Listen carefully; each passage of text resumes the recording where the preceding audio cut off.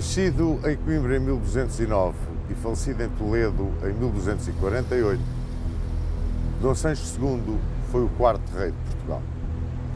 Reinou entre 1223 e 1248. E o seu reinado pode-se dividir em três períodos fundamentais. Um período de grande luta com o clero, um período de grandes conquistas militares, alargando o território português, e um terceiro período de derrota contra o clero, a nobreza e praticamente o povo. Viu-se sozinho. Não foi um rei feliz. Acabou por ser deposto, por vontade da Igreja e pelo próprio irmão.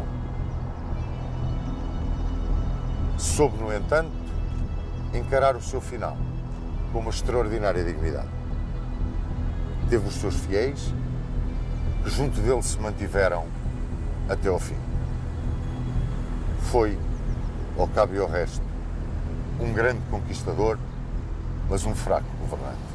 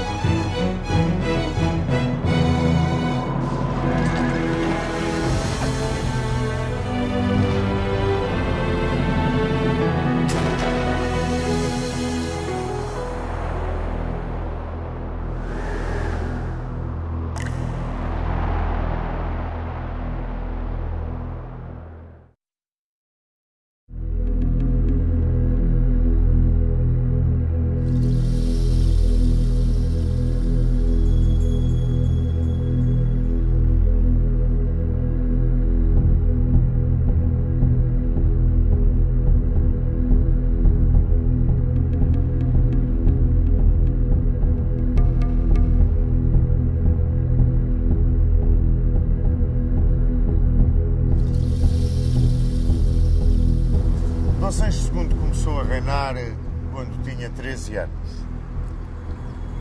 Era um homem que tinha tido uma infância frágil, doente, e tão fraquinho era que lhe vestiram o hábito de Santo Agostinho para ver se o curava. Daí de ter ficado o cognome do Capelo. E tão fraco era, tão doente era, com tão pouca vida parecia, que seu pai, Dom Afonso II, chegou a dispor as condições de sucessão ao trono para o filho segundo, o infante Dom Afonso. No início da sua vida como monarca, Dom Sancho II viveu sob a tutoria de três antigos ministros de seu pai. Mestre Vicente, Dom Pedro Anes e Dom Gonçalo Mendes. Logo aqui nesta tutoria, Dom Pedro Anes e Dom Gonçalo Mendes eram os representantes das grandes famílias que se degladiavam por essa mordomia que era esfiar a tutoria real. Todos eles estavam, no entanto, coartados pelas disposições que de Roma tinham vindo para privilegiar e reparar os males feitos ao arcebispo de Braga, Dom Estevão Soares da Silva, paladino das lutas do clero português contra o rei. O povo, esse, vivia sempre amedrontado pela morte de lepra de Dom Afonso II, com o interdito, a excomunhão da Igreja em cima. Tudo isto, àquele povo de então, lhe fazia muita espécie. Dava à Igreja um poder ainda maior do que aquele que habitualmente tinha tido sobre as suas vidas. Os conselheiros de Dom Sancho II imediatamente entraram em diálogo com a Igreja. O arcebispo de Braga era, à altura, novamente um potentado.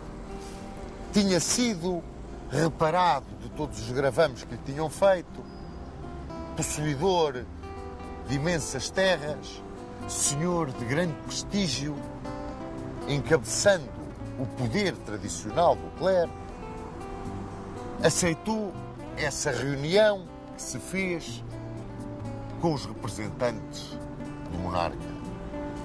Reuniram-se em Coimbra. Este acordo de Coimbra, que se materializava na chamada composição, tinha 10 pontos. Pontos que restringiam dramaticamente os poderes reais. O primeiro desses pontos obrigava o rei a impedir os gravames que se faziam ao clero na altura das colheitas. E as rendas só podiam ser cobradas nos lugares próprios. Mas, fundamentalmente, a aplicação da justiça era visada nesta composição. Os prelados teriam todo o direito de praticar a justiça nos territórios da Igreja e sobre os membros da Igreja. Fora deste âmbito, ficavam apenas aqueles crimes que se consideravam sobre a alçada do poder secular. Mas mesmo aí, os religiosos podiam pedir a intervenção dos prelados. Os bispos cobrariam as suas rendas. E ao poder civil ficava interdito interferir com os bens da Igreja, mesmo no caso da morte dos seus pastores. Restringiam-se desta forma os poderes régios, mas essas restrições iam mais além. As inquirições mandadas fazer por Dom Afonso II, numa tentativa de centralização de bens para o poder real, uma tentativa de centralização e afirmação do poder do trono, eram postas em causa nesta reunião de Coimbra.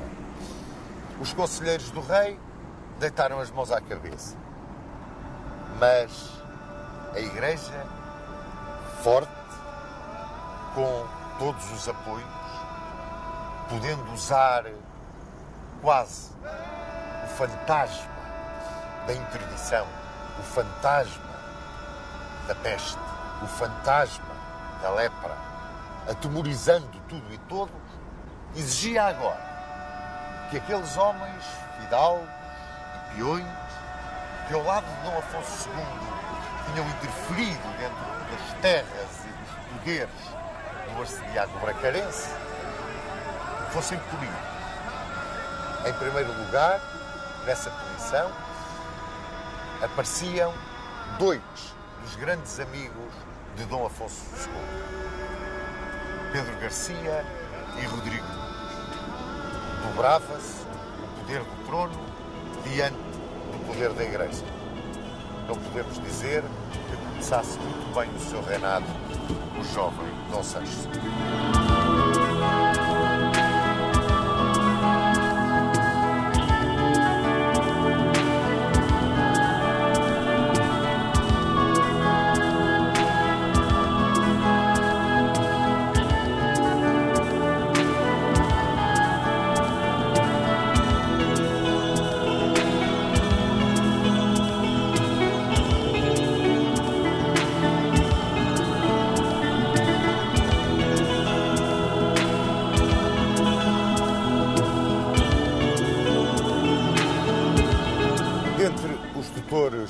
De Dom Sancho II, começou a ganhar grande importância a família Mendes de Sousa.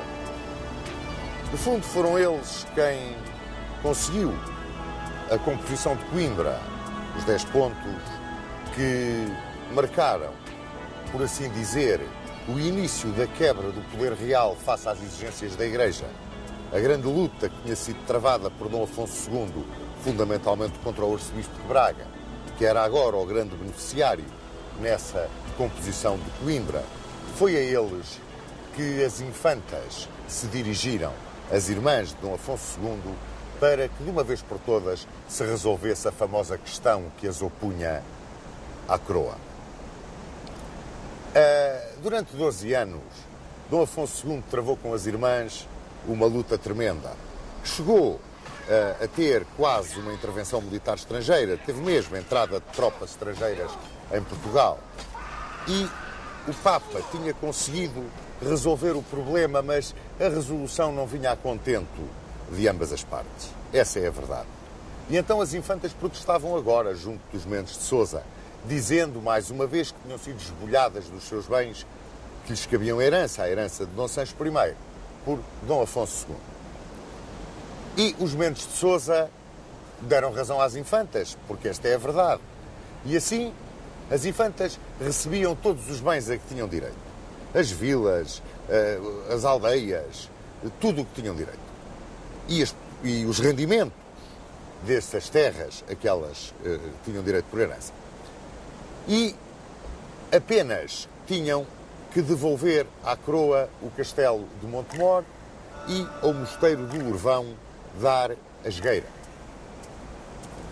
Ora, além disto, podiam fazer doações em vida, o que lhes estava vedado pelo acordo que tinham com Dom Afonso II. Mas, muito embora os castelos pertencessem ao rei e os rendimentos às infantas, as infantas podiam nomear os alcaides dos castelos que ficassem nas suas terras ou que elas mandassem nas suas terras construir durante as suas vidas. Quer dizer, o poder real de Dom Sancho II, que ainda era uma criança na altura, ficava reduzido a praticamente nada, com o poder da Igreja, com o poder da grande nobreza, que se materializava na solução favorável às infantas, na famosa questão das infantas. E quem ganhava todo o poder, todo o prestígio junto do clero e junto da alta nobreza era a família Mendes de Sousa. Ficava assim Dom Sancho II, no início do seu reinado, como que metido dentro de uma redoma. Ele nada decidia. Primeiro, porque era muito jovem. Segundo, porque os Mendes de Sousa tinham um tremendo poder. Eram, por assim dizer, eles os donos da política. Isto levou a que Dom Sancho II, praticamente desde o início do seu reinado, se visse arredado do papel de árbitro. O papel de árbitro que é, por assim dizer, a essência do papel do rei. O papel de árbitro junto dos seus súbditos. Ele, com a sua isenção, era quem podia realmente, e como supremo magistrado, resolver os problemas de grande profundidade que surgissem entre os seus súbditos. E Dom Sancho II, desde o início do seu reinado, ficava praticamente afastado dessa possibilidade. Dom Sancho II era fundamentalmente um guerreiro. Era um homem vocacionado para o campo de batalha. Era um espírito tolerante e extraordinariamente audaz na guerra, mas na sua vida de corte era indolente. Não ligava muito aos problemas da gestão do reino. Ele rodeava-se dos seus companheiros de aventura, dos seus companheiros de pândega. Ele adorava os prazeres da vida, sobretudo os prazeres da vida depois do risco das batalhas. E cumulava estes seus companheiros de grandes benesses. Isso punha um bocado contra a Igreja. Um bocado que foi crescendo, digamos assim, perdoem-me o plebeísmo. Porque, como ele não intervinha, os seus companheiros, que constituíam, por assim dizer, a nobreza militar, começaram a desafiar a própria Igreja. Iam aos bens da Igreja. Havia questões tremendas. Criou-se na coroa e criou-se na corte quase um ambiente de anarquia. E o alto clero começou a capacitar-se de que o poder que o rei dava aos seus companheiros na guerra e praticamente a ação de árbitro inexistente por parte do rei iria levar a grande nobreza a tomar o poder da Igreja.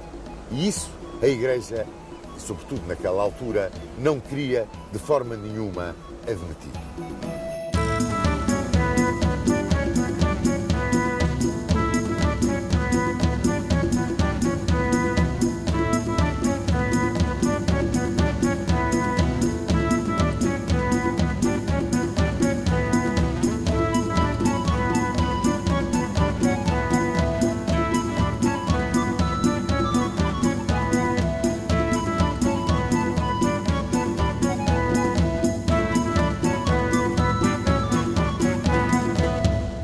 Houve um momento em que se começaram a fazer grandes pressões junto do Papa Gregório IX para que ele pusesse cobro, interviesse na situação que se vivia em Portugal. Mas Gregório IX só tinha olhos para cruzar. Todos os seus sentidos estavam apontados para a luta contra a Moirama. E aí Dom Sancho II e os seus cavaleiros eram os verdadeiros ases. Ora, sucede que houve um insulto muito grande feito à Igreja. Dom Sancho II tinha um irmão, Dom Fernando, o Infante de Serpa. E havia um litígio entre Sancho Gomes e João, o Deão da Sé de Lisboa, por causa de qual dos dois devia ocupar a prelazia da cidade de Lisboa, ser o bispo de Lisboa. E o Infante de Serpa tomou partido por Sancho Gomes e foi com os seus cavaleiros a Lisboa e violou a Sé de Lisboa. Destruiu os bens do Deão João, que era muito querido em Roma, e porque os seus cavaleiros não quiseram entrar com ele na Sé, ele regimentou os mouros da moraria ali cerca da Sé e com eles entrou na Sé. E dizem que chegaram inclusivamente a macular as hóstias que estavam no sacrário. Isto originou um escândalo tremendo. E este escândalo chegou a Roma. Chegou a Roma e o Papa, porque Dom Sancho II nada tinha feito, mandou-lhe uma tremenda reprimenda e exigiu uma reparação ao insultado. E exigiu que o Infante de Serpa fosse a Roma para se humilhar e pedir perdão. E Dom Sancho II tudo aceitou. O irmão foi a Roma, foi severamente punido, a punição foi tremenda, e Dom Sancho II perdeu, com esta sua atitude de se humilhar, um bocado do apoio de certa nobreza militar que sempre o tinha acompanhado. Dom Sancho II tinha um irmão segundogénito, o infante Dom Afonso, que tinha ido para a França ao cuidado da rainha Dona Branca. E ali casou com a viúva de Filipe o Crespo, conde de Borgonha. Chamava-se esta viúva Dona Matilde. E ele, o infante Dom Afonso, recebeu o título de conde de Bolonha e ficou feudatário de Luís IX. E junto de Luís IX entrou na guerra com a Inglaterra de Henrique VI e portou-se brilhantemente na Batalha de Santes. Era um homem de uma cultura muito mais avançada do que aquela que tinham os seus pares em Portugal, porque vivia numa corte muito mais evoluída. E também, militarmente, não era manco nenhum. Era um ótimo guerreiro e tinha dado provas disso. Por essa razão, aqueles que se estavam a desgostar do comportamento, da apatia no exercício do ofício de reinar, que caracterizava Dom Sancho II, aqueles que se começaram a desgostar com essa atitude do rei, começaram a virar os olhos para o Conde de Bolonha, para o infante Dom Afonso, como uma possível solução para os problemas que atormentavam Portugal. Porque realmente, na corte vivia-se quase uma anarquia. Sucediam-se os duelos, alternavam-se os validos.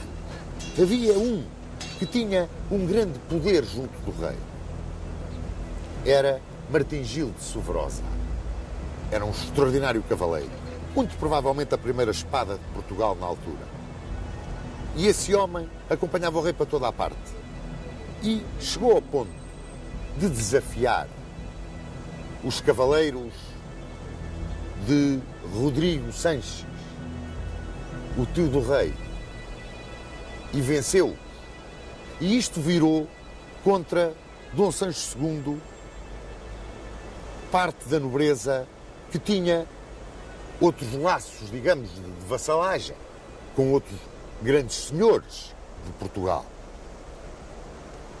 É claro que tudo se apagava, pelo menos dentro do reino e a nível da nobreza, pela ação militar de Dom Sancho II.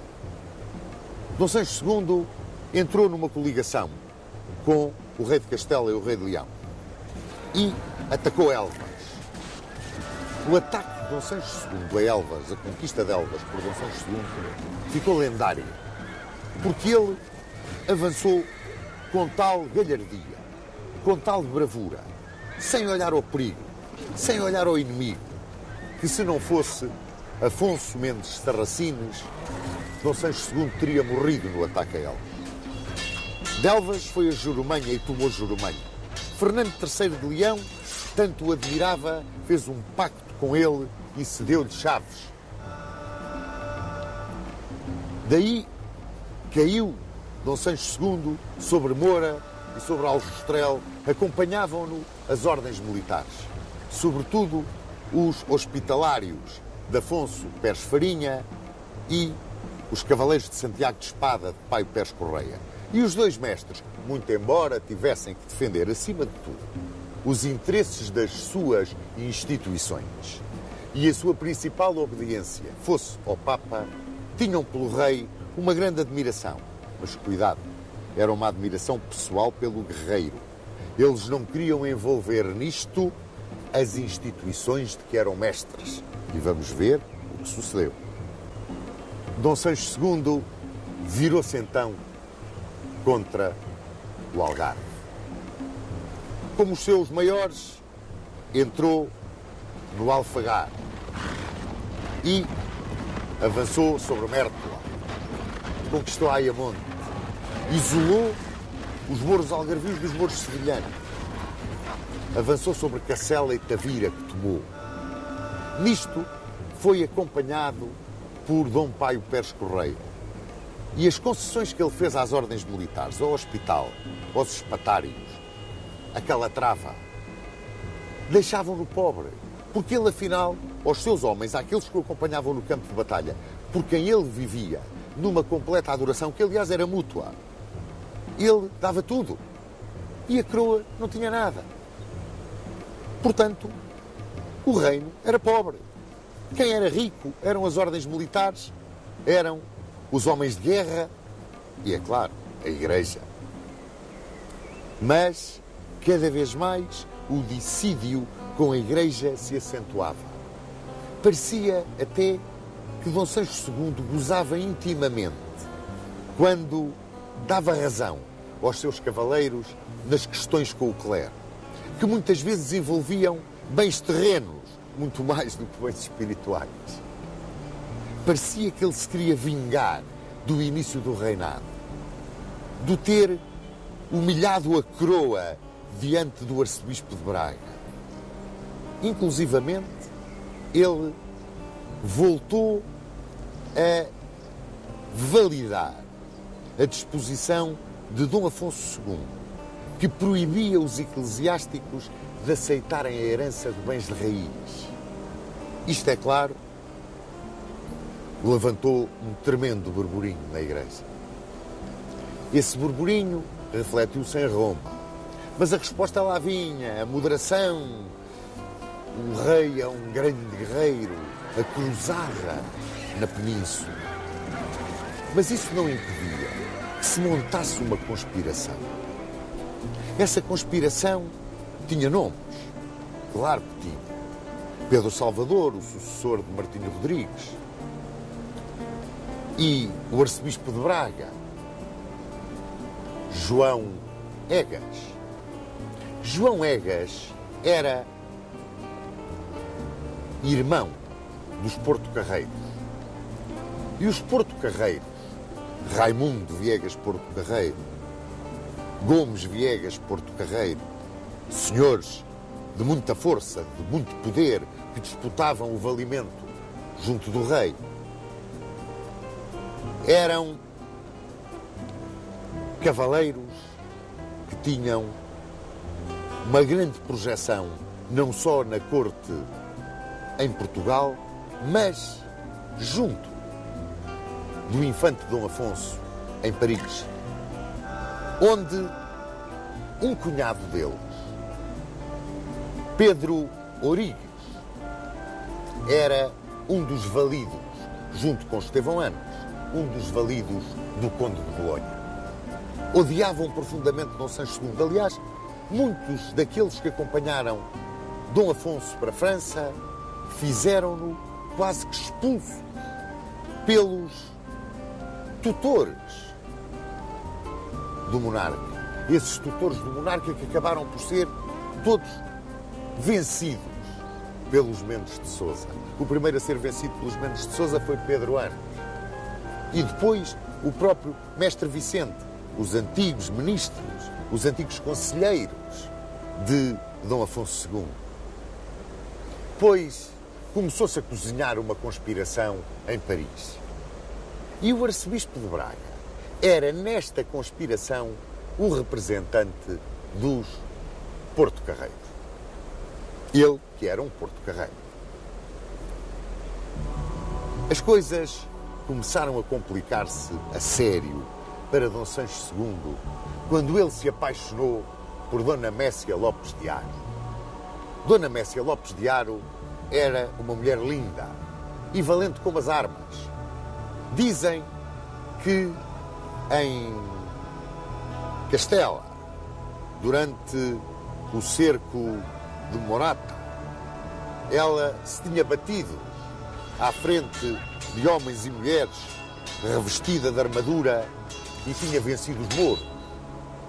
Era filha de Lopo Dias de Haro, a quem chamavam o Cabeça Brava. E a mãe, Dona Urraca Afonso, era bastarda de Afonso IX de Leão. Pois esta Dona Mécia Lopes de Haro conquistou o coração de Dom Sancho II. E Dom Sancho II casou com ela contra a opinião expressa dos três braços da nação. Praticamente unânime, tirando uns quantos cavaleiros que o apoiavam nas suas aventuras e nas suas pândigas. Mas o povo acusava Dona Mécia de má mulher, de feiticeira. A nobreza acusava, e com razão, de bastardia. Uma bastarda nunca se poderia sentar no trono de Portugal. Não ligou a nada Dom Sancho II e casou. E ele, que tinha abdicado de ser árbitro, que não impunha a ordem na anarquia que ia na corte, virava agora contra ele as opiniões de muitos daqueles que o tinham apoiado. Do povo que murmurava no início do seu reinado: o rei Dom Sancho anda a ser roubado. E a alta nobreza, novamente as tias, as infantas, condenaram este casamento. É claro, aproveitava-se a alta nobreza, aproveitava-se o clero, fundamentalmente o clero, desta situação, deste matrimónio pecaminoso, para jogar as suas cartas junto do Papa.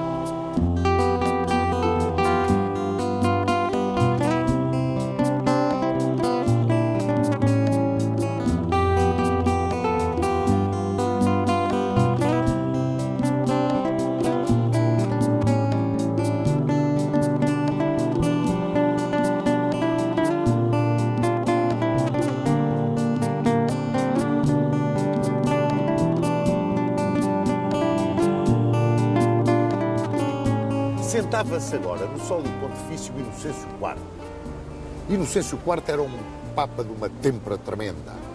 Basta dizer que excomungou o imperador da Alemanha. E para confirmar essa excomunhão, convocou um concílio em Leão, onde vivia. A esse concílio de Leão foram o arcebispo de Braga, João Egas e Gomes Viegas Porto Carrero. E levaram todas as queixas do clero português contra Dom Sancho II. Intrigaram, mexeram-se junto do Papa, junto da Cúria, que o rei não tinha força nenhuma, era um mole, era um homem que se deixava controlar pelos cavaleiros, pelos homens de guerra que traziam o país num estado de anarquia, não arbitrava conflitos, abdicava da função real, muito embora fosse um grande guerreiro. Mas como rei, e o que Portugal precisava era um rei que metesse na ordem todas aquelas situações de anarquia que ele, Dom Sancho, afinal de contas, acabava por ser o originador. E foram dizendo que o rei não tinha filhos, Dona Mécia Lopes de Haro era bastarda, era feiticeira, a voz do povo era feiticeira, e que, portanto, talvez fosse melhor o Conde de Bolonha, um homem tão ponderado, de tão grande cultura, tão bem casado, um homem que, afinal de contas, o Papa podia pôr em Portugal para curar o reino e para, afinal de contas, compensar o clero português de todos os insultos de que era vítima no cotidiano. Mas, para que a ida do bolonhês para Portugal não fosse assim um choque muito grande para aquela nobreza militar que ainda se mantinha à volta de Dom Sancho II, talvez que dar-lhe uma missão, quase uma representação papal por causa da cruzada, e junto do bolonhês, no famoso Pacto de Paris, o clero foi taxativo. Amparar a Igreja, favorecer os prelados, devolver os bens que tinham sido tirados, expoliados desde o tempo de Dom Afonso II, punir os insultadores, o termo era os insultadores do clero, tirar os bens aos excomungados e em todos os negócios públicos ouvir os bispos. Ou seja, o trono aos pés do báculo e o rei sentado no trono, se isso aceitasse. E Dom Afonso aceitou. E veio para Portugal como visitador e curador. Recebeu a alta nobreza e fundamentalmente o clero como um salvador, o homem que vinha por ordem na casa. E mais, numa altura em que o bispo de Coimbra, Tibúrcio, tinha publicado as queixas contra o rei e em que os cavaleiros partidários do rei tinham ido a Coimbra, tinham entrado na Sé, se tinham revestido dos paramentos do bispo e tinham dito uma missa. Isto era um sacrilégio. Além do mais, os partidários do rei eram sacrílegos. Já não chegava a estar casado com uma feiticeira e bastarda. E começaram as deserções. Deserções algumas vergonhosas. E quase todas tinham a mesma justificação.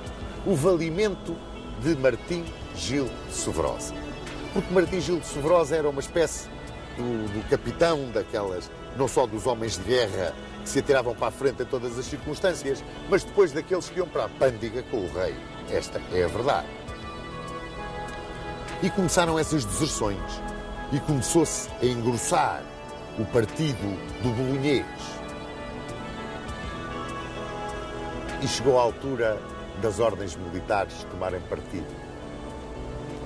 E eu disse-vos, os mestres tinham grande admiração pessoal pelo rei, mas o interesse da instituição estava acima de tudo.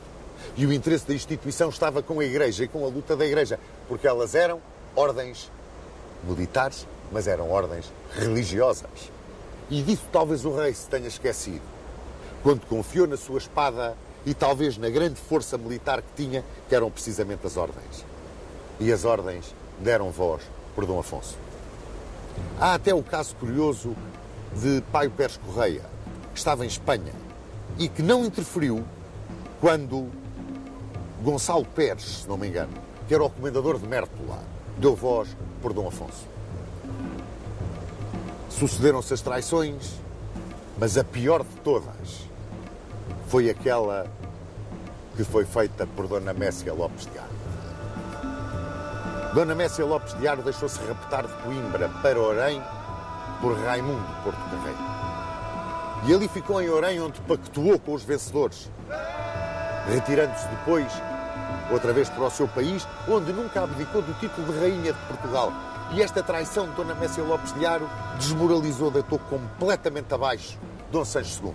Completamente abaixo, pelo rastros. Chegou para piorar ainda mais tudo. A bula de deposição de Dom Sancho II. Roma finalmente satisfazia a vontade do alto clero português. Deposto, quis recorrer à guerra civil. Mas tinha muito pouca gente com ele. Embora gente de grande valor. Pediu o auxílio de Castela.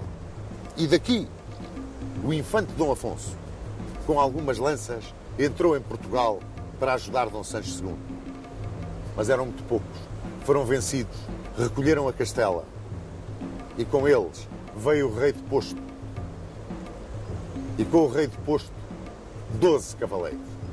Os últimos fiéis de Dom Sancho II. E entre eles, honra-lhe seja, Martim Gil de Sobrosa. A grande espada de Portugal daquela época. E vieram aqui para Toledo, onde nos encontramos. Aqui soube o rei do comportamento dos alcaides. A maioria dos alcaides deu voz por Dom Afonso. Mas o alcaide de Guimarães, o alcaide de Celurico, o alcaide de Faria, o alcaide de Óbidos e, fundamentalmente, o alcaide de Coimbra mantiveram-se fiéis. E esse alcaide de Coimbra, Martim de Freitas, fiel contra tudo e contra todos. Um exemplo de lealdade, um exemplo de devoção, raro. Ora, aqui viveu, em Toledo, Dom Sancho II. Eu estou convencido que morreu de desgosto. À hora da morte fez um segundo testamento em que legava o reino de Portugal à sua irmã Dona Leonor e pedia para ser sepultado em Alcobaça junto dos pais. Foi em 4 de janeiro de 1248. Até essa última vontade lhe negaram. Está aqui sepultado na Catedral de Toledo. Mas houve alguém que não lhe negou a devoção e a lealdade. Foi Martim de Freitas. Quando soube da morte do monarca, decidiu-se a entregar o castelo de Coimbra. Mas antes disso exigiu vir aqui a Toledo. Mandou abrir o caixão do rei Capelo e nas mãos rígidas do cadáver depositou as chaves da cidade de Coimbra, que era a capital do reino. Voltou para Portugal e não aceitou servir sob as ordens de mais ninguém. Dom Sancho II morreu aqui em Toledo. Foi um grande guerreiro, mas um fraco rei. Foi, talvez, o último grande cavaleiro português da Reconquista. Foi, na Reconquista cristã, o último que, na realidade, se bateu à frente dos seus homens. Se ele tivesse tido, na governação, a rara energia, a serena coragem que tinha em combate, teria sido um rei extraordinário. Mas não tinha. E abdicou sobretudo, meus amigos, dessa premissa do exercício da realeza. O ser o árbitro, como nunca o quis ser. Na verdade e na realidade, podemos dizer que nunca exerceu o seu mandato de rei de Portugal.